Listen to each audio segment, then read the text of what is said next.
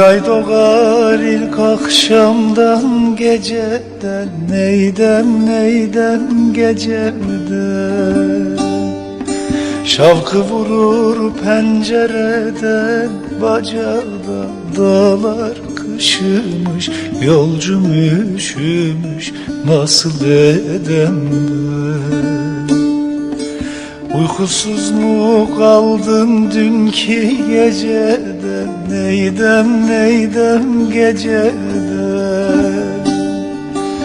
Uyan yar sinene, sar beni, dağlar kışımış, yolcum üşümüş, nasıl edem ben?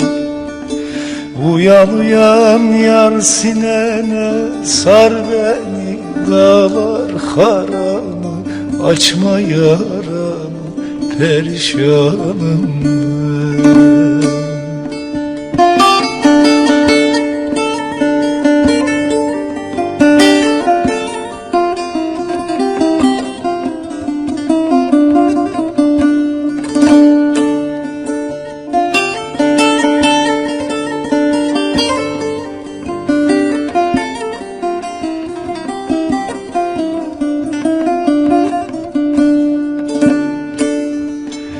Yüce dağ başından aşırdın beni, neydem yar beni. Tükenmez dertlere düşürdün beni, dağlar kışılmış, yolcum üşümüş, nasıl edem ben?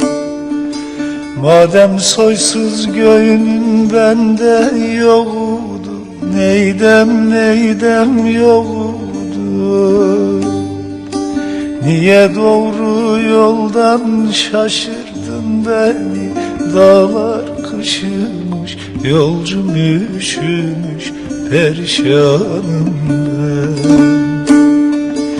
Niye doğru yoldan şaşırdın beni, dağlar haramı, açma yaramı, nasıl edem ben?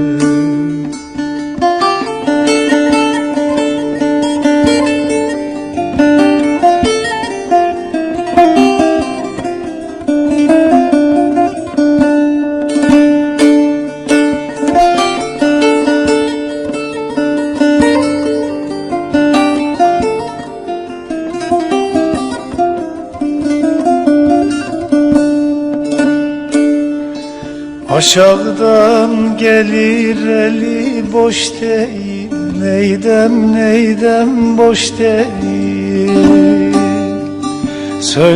Söylerim gönlüm hoş değil, dağlar kışımış, yolcum üşümüş, nasıl edem ben?